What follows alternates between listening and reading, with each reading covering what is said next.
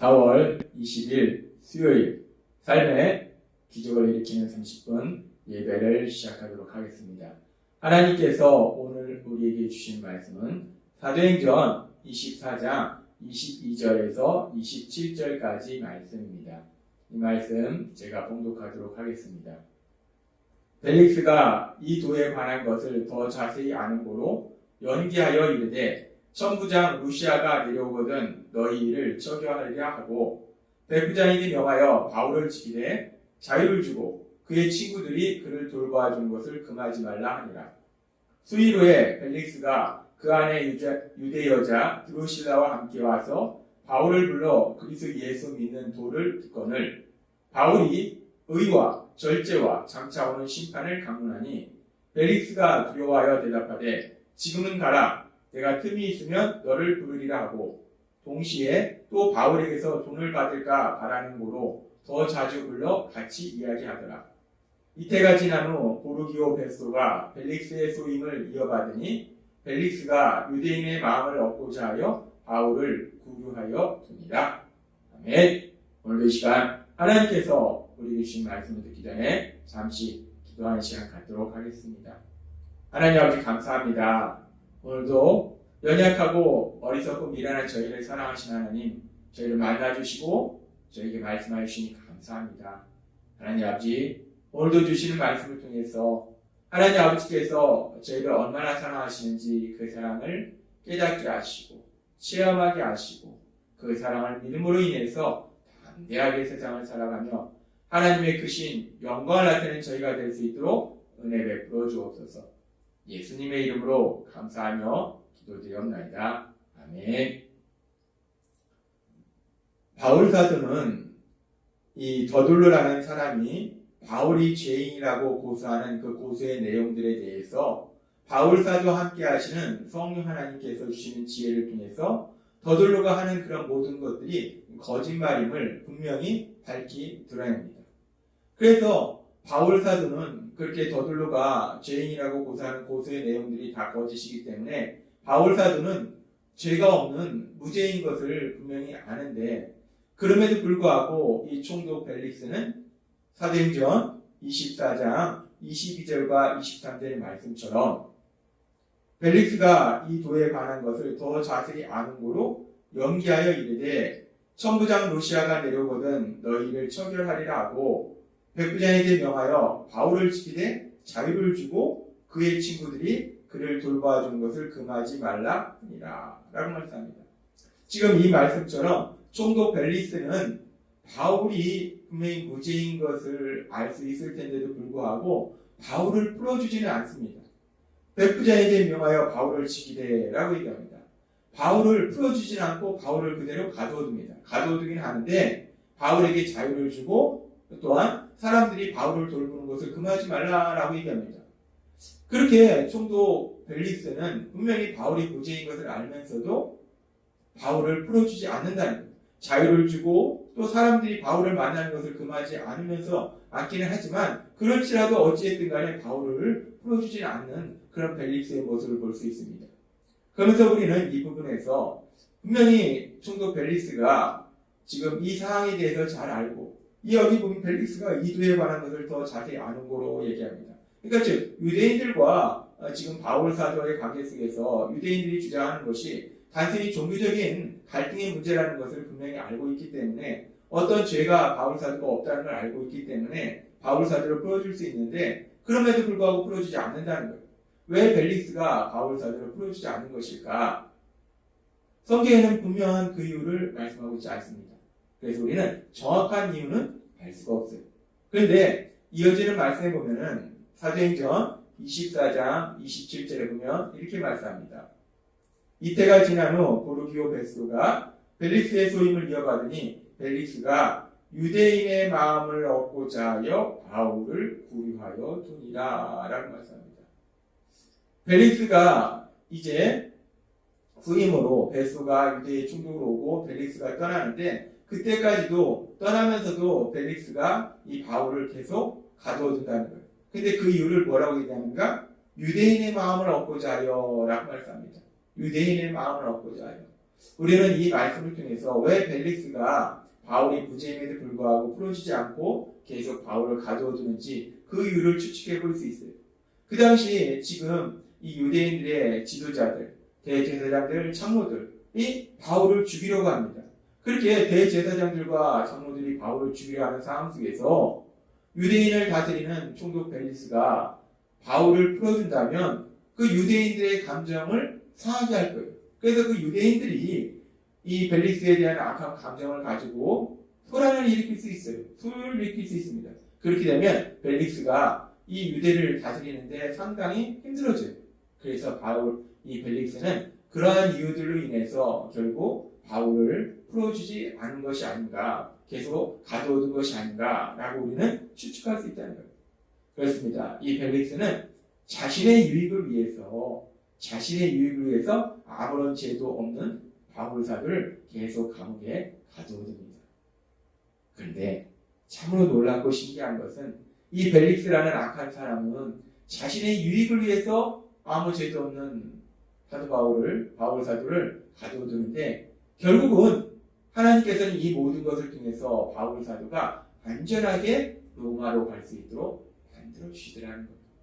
참으로 놀랍고 신기한 하나님의 역사하심입니다. 아무튼 그렇게 벨릭스는 바울에게 자유를 주면서도 바울을 풀어주지 않는데, 그리고 계속해서 그렇게 바울을 가두어두면서 사도행전 24장 24절과 25절은 이렇게 말씀합니다. 수일 후에 벨릭스가 그 안에 유대 여자 드루실라와 함께 와서 바울을 불러 그리스도 예수 믿는 도를 듣거늘 이라고 말씀합니다. 그렇게 가두어두고 며칠 뒤에 이 벨릭스가 자신의 아내 드루실라와 함께 바울에게 옵니다. 그래서 예수 믿는 도를 듣습니다. 이 벨릭스가 왜 자신의 아내와 함께 와서 예수 믿는 도를 들을까? 지금 여기 보면은 이 벨릭스의 아내가 유대 여자다라고 얘기합니다. 이 드루실라는 유대인이에요. 따라서 그 당시에 유대 사람들 사이에 떠들썩하게 했던 그 예수님에 대한 이야기를 들었을 것이고, 또한 바울 사도가 그 예수님에 대해서 전한다는 것을 들었을 거예요.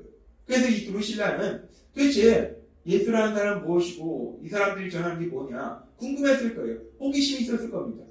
그래서 그런 호기심을 충족하기 위해서 이 바울 사도에게 얘기를 듣기 원했을 것이고, 이 드루실라의 남편인 벨릭스는 그런 자신의 아내 드루실라를 기쁘게 하기 위해서 그럼 가자 라고 바울에게 가서 예수 믿는 도에 대해서 들었을 것입니다.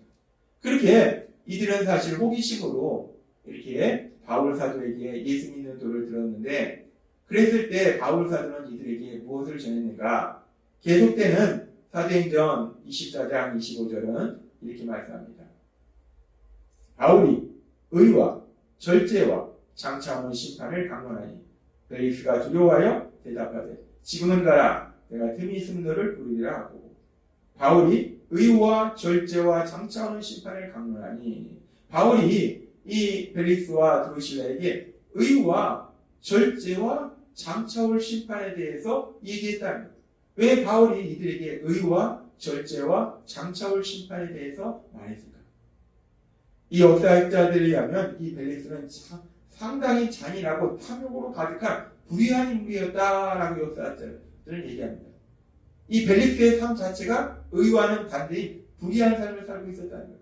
또한 이 벨릭스하고 그의 아내 드루실라는 여러 번 결혼한 경험이 있는 절제하고는 반대로 무절제한 그런 삶을 살고 있었다는 거예요. 그래서 그렇게 불의하고 무절제한 삶을 살고 있는 그들에게 의와 절제에 대해서 바울 사도가 전하고, 그러면서 더 중요한 것은 무엇을 전하는가? 바울 사도가 장차 다가올 심판에 대해서 전한다는 거예요. 지금 바울 사도가 이들에게 의와 절제에 대한 말씀을 전하고, 불의하고 절제하지 못하는 무절제한 그들의 그런 악한 삶, 그런 죄를 회개하지 않는다면 그들에게는 장차 무서운 심판이 있을 것이다. 그들이 지은 죄에 합당한 무서운 형벌이 있을 것이다 라는 것을 바울이 전하더라는 거예요. 사실 바울 사도는 총독 벨릭스와의 이런 만남의 시간을 통해서 자신이 석방될 수 있도록 벨릭스의 마음을 사는 그런 달콤한 이야기들을 할 수도 있었을 것입니다. 그런데 바울 사도는 그렇게 단순히 자신의 유익을 구하는 것이 아니라 바울 사도는 의와 절제와 장차 다가올 심판에 대한 말씀을 통해서 그래서 그들의 죄를 깨닫게 하고 그들이 구원받을 수 있도록 도와주더라는 겁니다. 즉 복음을 전함으로 그들이 구원받을 수 있도록 도와주더라는 겁니다. 바울 사도는 자신의 유익을 구하지 아니하고 그들이 구원받을 수 있도록 죄에 대해서 그들이 죄인임을 깨달을 수 있도록 만들어주더라는 겁니다. 그러면서 우리가 복음에 대해서 생각할 때 복음의 말씀은 기쁜 소식이에요. 복음이 왜 기쁜 소식인가? 복음은 우리를 죽음과 저주와 고통에서 자유를 줍니다. 그래서 우리가 하나님 주신 참된 기쁨과 평안을 누리는 삶으로 우리를 인도한다는 거예요. 그렇게 복음은 우리에게 자유를 주는데 근데 그 복음의 말씀에 가장 핵심되는 말씀은 뭐냐면 예수님의 십자가 죽으심과 부활하십니다. 예수님께서 십자가에서 죽임당하시고 부활하셨다. 이것이 복음의 말씀이라는 겁니다. 그러면서 우리가 이 부분에서 그러면 예수님께서 왜 십자가에서 죽임을 당하셔야 했는가? 우리가 알다시피 복음서에 보면 하나님 예수님께서 이 땅에 오셔서 사역하실 동안 놀라운 기적들을 행하십니다.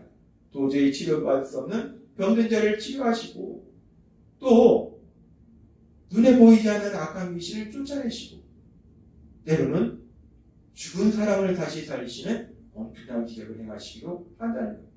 또한 자연을 다스리시는 엄청난 기적을 행하신다는 것. 그렇게 놀라운 기적을 행하시는 능력의 하나님이신 예수님께서 왜 피조물인 인간들에 의해서 허무하게 그렇게 어이없이 십자가에서 죽임을 당하셔야 했을까? 많은 사람들은 그 부분에 대해서 의문을 갖습니다. 왜 예수님이 죽임을 당하셔야 했을까? 구원자로 오셨다는 예수님이 왜 죽임을 당하셔야 했을까?